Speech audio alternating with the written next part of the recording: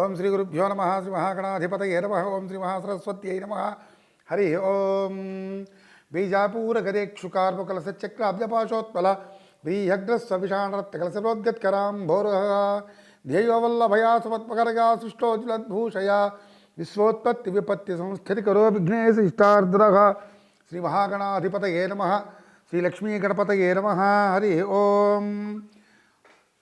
శక్తి media devotional channel వీక్షిస్తున్నటువంటి ప్రేక్షక మహాశిలందరికి కూడా మా నమస్తుమాంజలు. నా పేరు మాంధాత దుగ్గిరాల సత్యనారాయణ శర్మ. ముఖ్యంగా ఈ వారం మేషాది ద్వాదశ రాశుల గురించి కూడా ఫలితాలు ఎట్లున్నాయో తెలుసుకుందాం. మిథున రాశి, మిథున రాశిలోనే గురుడు బుధుడు ఉన్నారు. గురుడు రాశిలో ఉంటే దేహనాశనం, కొంచెం మెలకుగా ఉండాలి. తృతీయంలో కేతువు కుజుడున్నాడు. మిథున రాశి వారికి అన్నదమ్ముల మధ్య సఖ్యత ఉండాలి. వాళ్ళు ఏమాత్రం కూడా గొడవలు పెట్టుకోకూడదు. అష్టమంలో చంద్రుడు ఉన్నాడు. జలుబు దగ్గు అటువంటి కలగకుండా చూసుకోవాలి చంద్రుడు. పంచమంలో రాహువు ఉన్నాడు. మంచి ఫలితాలను ఇస్తాడు.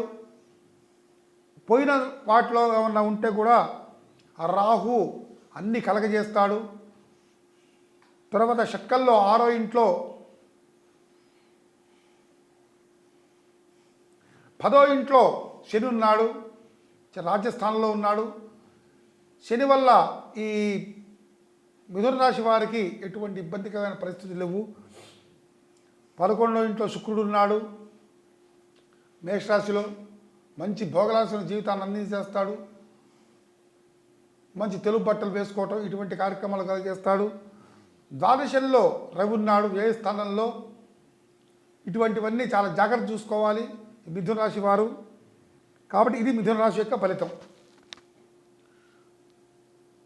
గురుగారు, ఇప్పుడు మీరు మిథున రాశి గురించి చెప్పారు కదా, ఇంకా ఈ వారంలో వారు ఎటువంటి ఫలితాలు చేసుకుంటే అదృష్టంగా వారు ఉంటుంది మిథున రాశి వారికి?